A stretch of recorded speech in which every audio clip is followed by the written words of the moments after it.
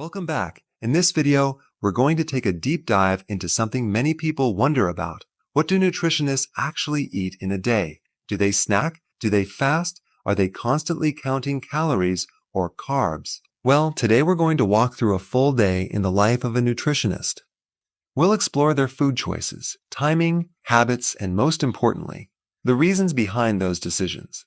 And no, it's not all about green juices and kale chips. You might be surprised to learn how nutritionists balance science with real-life eating, including the little indulgences that actually support health rather than destroy it. Now, I'm not just going to list food. We're going to explore why they eat those foods, what's happening in the body when they do, and how you can apply those same principles to improve your energy, your mood, your weight, and your long-term health. So let's start at the beginning of the day, the morning. Morning routine and the power of delayed eating. Most nutritionists don't start their day by eating. Instead, they hydrate. That's right. One of the most consistent habits among nutritionists is beginning the day with water, often with a pinch of sea salt or a squeeze of lemon. Why? Because after 8 hours of sleep, your body is naturally dehydrated, and even mild dehydration can affect your energy, your focus, and your metabolism. Now, some might add a little apple cider vinegar to their morning water. This can support digestion and blood sugar regulation. It's not mandatory, but it's a nice touch, especially if you're prone to sugar cravings or sluggish digestion. After hydrating, many nutritionists begin their day with something called intermittent fasting. They don't eat right away. This doesn't mean skipping breakfast. It means delaying the first meal until the body has had time to clear out insulin, reset hunger hormones, and continue burning fat as fuel. Why is that important? When you eat constantly, especially sugary, carb-heavy foods, your body never gets a break from insulin spikes.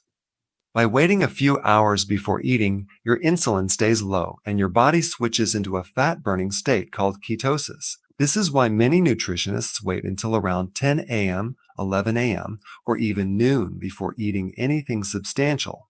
So if you wake up at 7 a.m. and you're used to eating right away, try pushing that first meal back by just 1 hour. Then gradually stretch it out. You'll probably find that your cravings go down, your focus goes up, and your body starts feeling lighter. The first meal, a focus on protein and fat. Let's say it's now 11 a.m., and it's time for the first meal. What do most nutritionists reach for? They focus on protein, healthy fats, and fiber, not sugar and starch. Here's a common example of a first meal.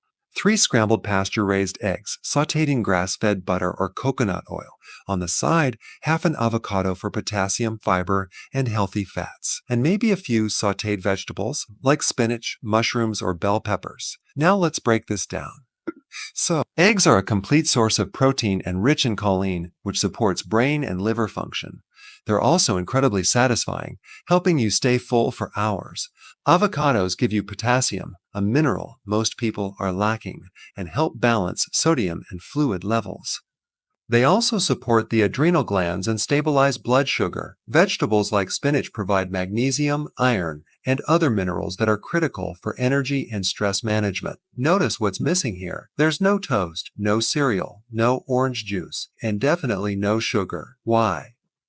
Because starting your day with sugar or refined grains spikes insulin, triggers cravings, and sets off a roller coaster of hunger and fatigue that can last all day. Instead, this kind of breakfast stabilizes blood sugar, boosts energy, and keeps you in a mild, fat-burning state. This wakes up the digestive system and replenishes sodium lost overnight.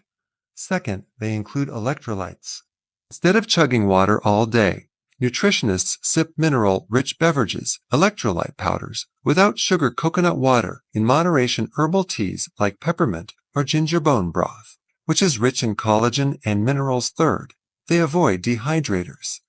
That means limiting caffeine, alcohol, and processed foods, all of which can pull water from your cells and leave you feeling depleted.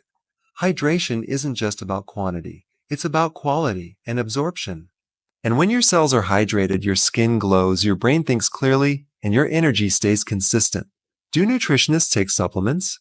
Yes, but selectively. A lot of people ask, if you eat healthy, do you still need supplements? The truth, even nutritionists take supplements. Why? Because modern soil is depleted. Food is often picked early and stored for days or weeks before consumption. And stress, pollution, and artificial light increase our need for certain nutrients. But here's the key. Nutritionists don't take everything. They take what their body specifically needs. Here are some of the most common supplements among health professionals. Magnesium supports sleep, muscle relaxation, and over 300 biochemical reactions. Vitamin D3 with K2 supports immune function, calcium balance, and mood. Omega-3 from fish oil reduces inflammation and supports brain health. Probiotics or fermented foods support gut health and digestion. B-complex or nutritional yeast supports energy production and stress resilience. Some also take zinc, especially during cold and flu season, iodine or kelp. For thyroid support, ashwagandha or rhodiola for managing cortisol, but it's not about loading up a pill box. It's about targeted supplementation. And many nutritionists get regular blood tests to see what their body actually needs, because too much of a good thing can become a bad thing. Mindset difference. How nutritionists think about food. One of the biggest things that separates nutritionists from the average person isn't just what they eat, it's how they think about food. Most people eat emotionally or habitually. Nutritionists eat intentionally. Here are a few mindset shifts they carry. Food is fuel. It's not entertainment, not a reward, not an escape. It's how you power your body to feel and function at your best. Less is more. They don't chase quantity. They chase quality. They chase quality. A small meal packed with nutrients beats a large plate of empty calories. Progress over perfection. Nutritionists don't expect every meal to be perfect. Life happens. Travel happens. Social events happen. But they build their routines around consistency, not guilt. Simplicity wins. You don't need a complex recipe to be healthy. You just need a few whole ingredients prepared well. They don't rely on motivation. They rely on systems, routines, preparation, and habits that reduce decision fatigue and keep health effortless. And they treat their body with respect. Because when you treat your body well, it responds. It rewards you with energy, clarity, and longevity.